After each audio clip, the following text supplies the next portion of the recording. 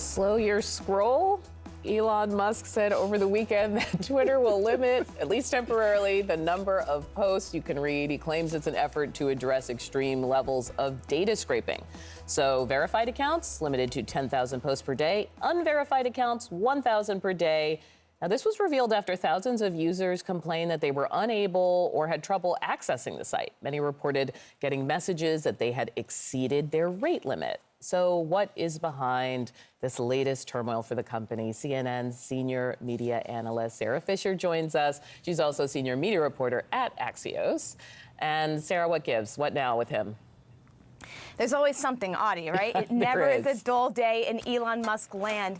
You know, I think this is a response to the rise of a lot of big AI platforms that are starting to scrape big social media platforms for data to help train their algorithms. You saw Reddit a few weeks ago said that they would start charging developers for some of that back-end access. They got a lot of pushback from their community. It seems like Elon Musk is trying to do something similar, but the difference, Audie, is that this is going to have a huge impact on the everyday user's experience with Twitter. You saw some people tweeting frustration yesterday, ironically tweeting frustration about Twitter, that they weren't able to get severe weather updates, critical news and information because they were being limited to the number of posts that they were able to view. Now, Elon Musk has not said how long he's going to implement this temporary crackdown, but I do know that it's going to be frustrating for advertisers because they're reliant on heavy usage in order to fulfill their ad campaigns, make sure they have enough people watching and reading tweets in order to insert their ads between them. Theoretically reliant on them for business, but one quick fact check. What's this about maybe him not paying his bills? Can you talk about what's going on there?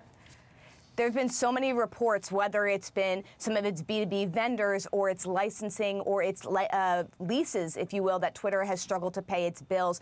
And that's because Twitter's really struggling with profitability right now. Now, to be honest, Twitter's always struggled with profitability even before Elon Musk took over. But the difference is that they are not a publicly traded company. They do not need to be transparent about their finances, what money they're bringing in and what money they're spending. And so it seems like the company is just in this sort of chaotic spot where it's trying to stay afloat, but it's not necessarily doing it in the most transparent way. We keep getting reports, not also just about not paying bills, but they're still in litigation with former employees about paying out severances, et cetera. So expect Twitter to continue to be in this sort of financial chaos until maybe they can turn the platform around. But I'm still skeptical, Audie. Even though they have, put in a new chief executive, this platform continues to be chaos as I cover it. All right, Sarah, stay with us. I want to bring Shelby and Errol back in.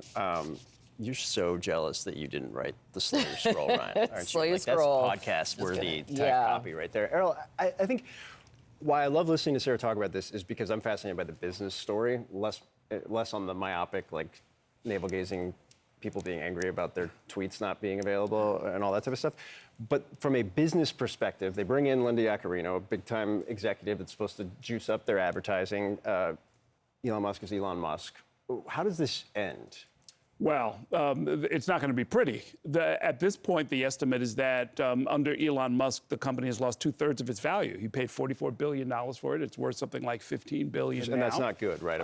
Right, not good. The number's supposed to go in the other direction. The fact that advertisers and important users like the National Weather Service and others are saying like this may not be for us.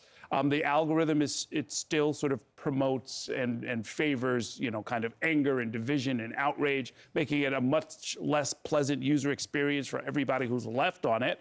And then this idea that you're going to get out of it by paying $8, which has just been roundly rejected. They've got very, very few subscribers, even among their daily users. So as a business, it just seems to be falling apart. Now, it's got a lot of sort of potential. It's got a lot of residual affection. It's got a lot of users. It's a key political tool, right? We have 2024 coming up. I mean, do campaigns think they're going to still be using Twitter?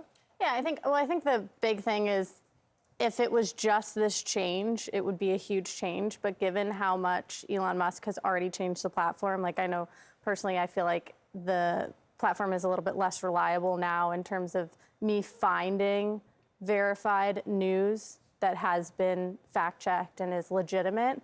And so I think in that sense, it's a little bit less of a priority for campaigns. I mean, Donald Trump is still not on the platform, for example.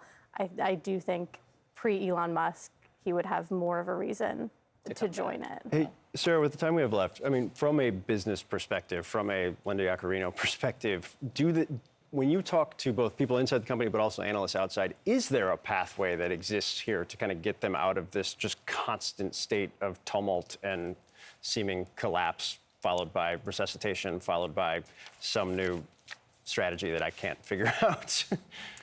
There is a pathway. One of the things that you're going to hear internally a lot is that Linda brings assurance to the talent inside. There's still some people who are great salespeople, who are great engineers, that want just guidance and direction and some assurance that things aren't going to change that much. And they're hoping that Linda will bring some consistency. But from the outside world, the perspective of the advertisers and marketers, I just spent a good week with them at a big, advertising festival overseas. And the thing that you keep hearing is that Twitter is still the most relevant public square for political discourse. You have Meta, which is the parent company to Instagram and Facebook, that's trying to build out a rival. You have small budding rivals like Mastodon and Blue Sky. But at the end of the day, Twitter is still the biggest public square in the world. And so if Elon Musk can figure this out, there's definitely a product case to be made for it being relevant. I'm just not quite sure, quite frankly, if he's going to be able to do it and keep Linda Yaccarino at his side and she doesn't get too frustrated and just leave.